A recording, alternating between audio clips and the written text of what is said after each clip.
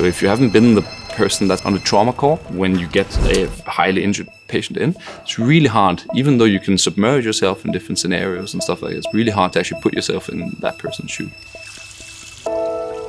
And that is what we try to do in Exo, right? So we try to create products that relieve the pain of injured people, try to help the people that are in that front line doing the treatments. So it's been extremely important for me that I have been in the trenches.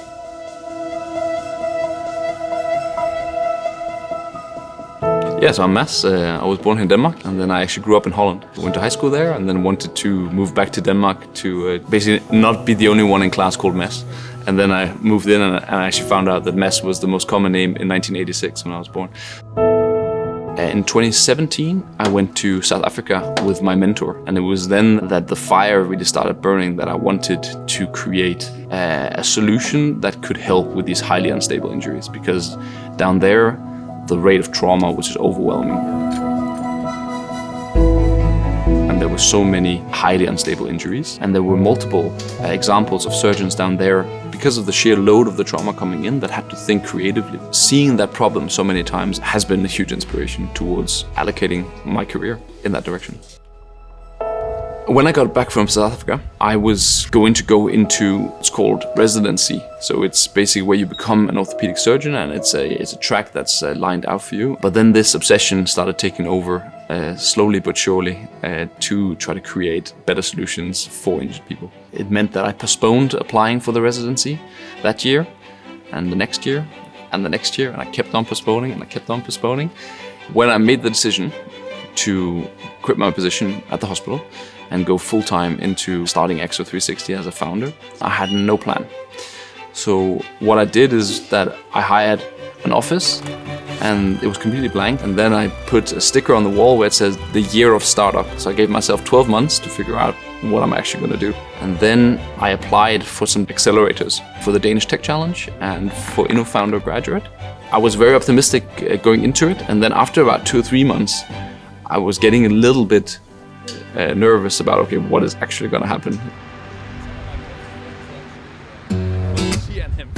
At least that was the sort of intro speech.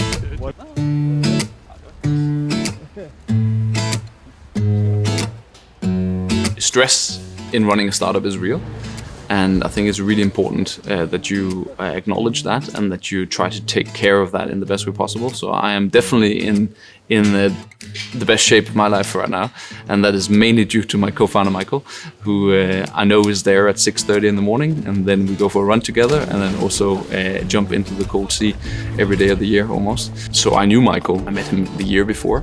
That was 100% gut feeling. To tell you the truth, there were people that advised me against it, right? Because they say, yeah, but you need a technical co-founder, you need someone that's done it before, and I also interviewed with other people and spoke to people that had startups before and were serial entrepreneurs. But my gut feeling told me no, that he's the perfect co-founder for me, for the type of company I would like to build. Send the link also to the other one.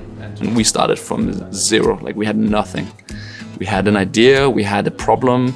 Just to give you an example, I didn't know what a case was, what a supply chain was. So we needed to run really fast, and we did. So we kept on surprising our advisors there at Danish Tech Challenge. I think we started with 20 and we got into the last 8, and it taught us a lot. Year after the year of startup started, we were basically back to scratch. We were out of Danish Tech Challenge, and then we moved into our guest room in my house. We really believed in this philosophy of make sure you're building the right it before you build it right. And we really lived by that ethos for the first 12 months. So we developed zero tech. But then there comes a certain point when you need to move on the tech side too, especially with a technology that is so new and that is so untested. But we also didn't have any background or any knowledge about how you find people that could help us on the tech side. So we heard about the Skylab pilots project through Danish Tech Challenge, and we thought it was the perfect opportunity for us to hunt for tech talent. Going into the program, it quite quickly became apparent that it was really what they said it was. So basically that Skylab did open itself up to us 100%. So we could use the workshops and we could use the facilities and the resources. We hadn't anticipated how much the partnership with the SMV would actually help us. The SMV that we were partnered with in the pilots program was Prototal Dambi. And they're experts within additive manufacturing, so they could actually come with all of the technology that we needed and also build prototypes for us. Like if you saw your lattice point in a cross Quite quickly, we figured out that this was actually a partnership. We could actually explore this realm of technology that is metamaterials together. And they were just as interested in what this technology could do.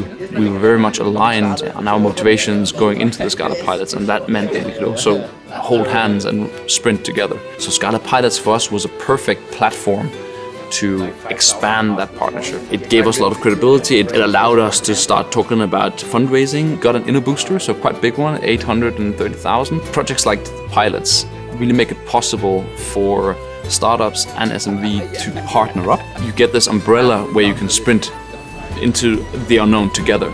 So the hands-off approach that Skylab Pilots provides facilitates true development of new technologies and what you need to explore new frontiers.